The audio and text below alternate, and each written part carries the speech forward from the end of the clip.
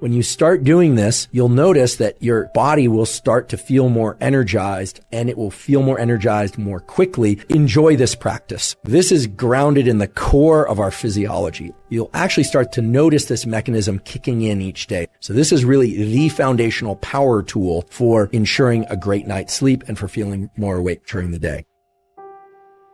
Most people, I believe, wake up sometime between 6:30 a.m. and 8:30 a.m. But regardless of when you wake up in the morning, one of the first things that happens is that your body temperature is increasing. And that's just going to happen naturally. That increase in body temperature, in turn, causes an increase in the release of a hormone called cortisol. Cortisol is often discussed as a stress hormone, but it's not just associated with stress. It also enhances your immune system, provided cortisol is elevated at the right times, and the right time for cortisol to be elevated is when you first wake up in the morning. That increase in cortisol is also going to increase metabolism. It's also going to increase your ability to focus mentally and for you to move your body. One way that you can ensure that that cortisol peak occurs early in the day, right about the time that you wake up, is to view bright light, ideally from sunlight, within the first 30 to 60 minutes after waking. That's right. View bright sunlight within the first 30 to 60 minutes after waking. The reason for that is very simple. You want to trigger that cortisol increase to occur very early in your day. And you don't want that cortisol peak to happen later, which is what will happen if you wait to get outside and see sunlight. The reason for this is that you have a set of neurons, nerve cells in your eye. They're called intrinsically photosensitive melanopsin cells, but you do not need to know that name. Those neurons respond best to bright light, and especially right after waking early in the day, they are best able to signal to a set of neurons that reside over the roof of your mouth, called the suprachiasmatic nucleus, which is a cluster of neurons that then sends a huge number of other signals, electrical and chemical, out to your entire body that triggers that cortisol increase, provides a wake-up signal for your brain and body, and sets in motion a timer for you to fall asleep later that night. Here's what you do, or at least here's what I do. I wake up in the morning and I want to reach for my phone. But I know that even if I were to crank up the brightness on that phone screen, it's not bright enough to trigger that cortisol spike and for me to be at my most alert and focused throughout the day and to optimize my sleep at night. So what I do is I get out of bed and I go outside.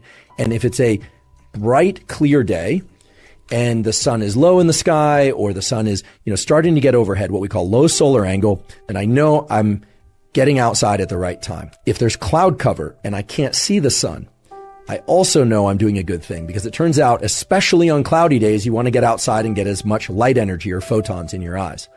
But let's say it's a very clear day and I can see where the sun is. I do not need to stare directly into the sun. If it's very low in the sky, I might do that because it's not going to be very painful to my eyes. However, if the sun is a little bit brighter and a little bit higher in the sky, sometimes it can be painful to look at. So the way to get this sunlight viewing early in the day is to look toward the sun. If it's too bright to look at directly, well, then don't do that. You just look toward it, but not directly at it. It's absolutely fine to blink. In fact, I encourage you to blink whenever you feel the impulse to blink. Never look at any light, sunlight or otherwise, that's so bright that it's painful to look at because you can damage your eyes. But for this morning sunlight viewing, it's best to not wear sunglasses. That's right, to not wear sunglasses, at least for this morning sunlight viewing. It is absolutely fine to wear eyeglasses or contact lenses, so-called corrective lenses. In fact, those will serve you well in this practice or this tool, because they will focus the light onto your neural retina and onto those melanopsin intrinsically photosensitive ganglion cells. If your eyeglasses or contact lenses have UV protection, that's okay. There's so many different wavelengths of light coming from the sun, and they are bright enough that they will trigger the mechanisms that you want triggered at this early time of day. So try and get outside, ideally within the first 5 minutes of waking, or maybe it's 15 minutes, but certainly within the first hour after waking. I want to share with you 3 critical things about this tool of morning sunlight viewing. First of all, this is not some woo biology thing. This is grounded in the core of our physiology. There are literally hundreds, if not thousands, of quality peer-reviewed papers showing that light viewing early in the day is the most powerful stimulus for wakefulness throughout the day, and it has a powerful positive impact on your ability to fall and stay asleep at night. So this is really the foundational power tool for ensuring a great night's sleep and for feeling more awake during the day. Second of all, if you wake up before the sun is out, you can and probably should flip on artificial lights in your internal home environment or apartment or wherever you happen to live if your goal is to be awake. Right? If you wake up at 4 a.m. and you need to be awake, well, then turn on artificial lights. Once the sun is out, however, once the sun has risen, then you still want to get outside and view sunlight. Some of you will wake up before the sun comes out, and if you're asking whether or not turning on artificial lights can replace sunlight at those hours, unfortunately, the answer is no. Unless you have a very special light, we'll talk about what kind of light. The bright artificial lights in your home environment are not, I repeat, are not going to be sufficiently bright to turn on the cortisol mechanism and the other wake-up mechanisms that you need early in the day. The diabolical twist, however, is that those lights in your home or apartment or even on your phone are bright enough to disrupt your sleep if you look at them too late at night or in the middle of the night. So there's this asymmetry in our retinal, our eye biology, and in our brain's biology, whereby early in the day, right around waking, you need a lot of light, a lot of photons, a lot of light energy. And artificial lights generally just won't accomplish what you need them to accomplish. But at night, even a little bit of artificial light can really mess up your so-called circadian, your 24-hour clocks, and all these mechanisms that we're talking about. So if you wake up before the sun is out and it's still dark, please turn on as many bright artificial lights as you possibly can or need, but then get outside once the sun is out. On cloudy days, you especially need to get outside.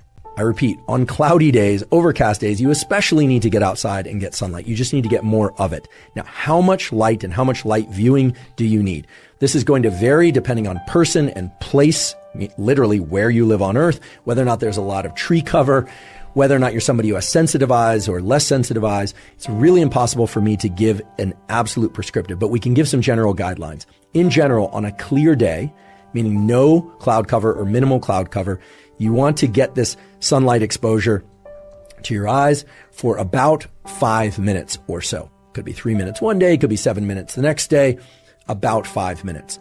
On a day where there's cloud cover, so the sun is just peeking through the clouds or it's more dense cloud cover, you want to get about 10 minutes of sunlight exposure to your eyes early in the day.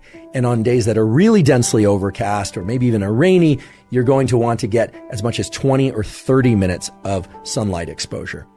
Another key thing is do not forget about, just don't try and get this sunlight exposure through a windshield of a car or a window, whether or not it's tinted or otherwise. It takes far too long. It's simply not going to trigger the relevant mechanisms. You would be standing there all day trying to get enough light into your eyes from the morning sunlight, and by then, the sun will have already moved from low solar angle to overhead, and it simply won't work for all sorts of mechanisms related to your circadian rhythm functions.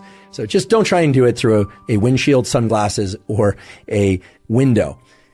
It's just not going to work. Get outside. If the weather is really bad or for whatever reason, safety reasons, you cannot get outside, well then I suppose try and get near a window. That would be the last resort. But you really want to get outside to get the sunlight exposure. Now, if you live in a part of the world where it's extremely dark and overcast, or the weather won't let you outside, or you live in a cave or some other small box that does not allow any natural light into it for whatever reason, well, then you're going to need a replacement for that sunlight. And there are sunlight simulators or daylight simulators that you can purchase. Those are quite expensive in general, and therefore, I suggest cheaper options that work just as well because they get just as bright. Things like ring lights that are sold in order for people to take selfies and this kind of thing. A drawing LED tablet will work pretty well. I actually have one of those and I put it on my desk all morning, even though I still get outside and look at sunlight first thing in the morning. Again, also, especially, I should say, on cloudy days. But get that morning light, ideally from sunlight, and take into account all the specific points that I've given you here. And I should say, enjoy this practice. It's really nice to get outside first thing in the morning and get the sunlight. In fact, when you start doing this, you'll notice that your body will start to feel more energized, and it will feel more energized more quickly. You'll actually start to notice this mechanism kicking in each day, especially if you're paying attention to your physiology. So enjoy this practice of getting outside. Yes, you can take your morning beverage outside. Yes, you can take your dog with you. In fact, animals intuitively know to get this morning sunlight. They actually seek it out at the right times of days. We human beings need to be told by podcasters and other people about the science that supports these kinds of practices. Our pets apparently do not. But get outside alone or with somebody, with your kids, with your dog. However you go about this practice, make sure you do this practice at least 80% of the days of your life.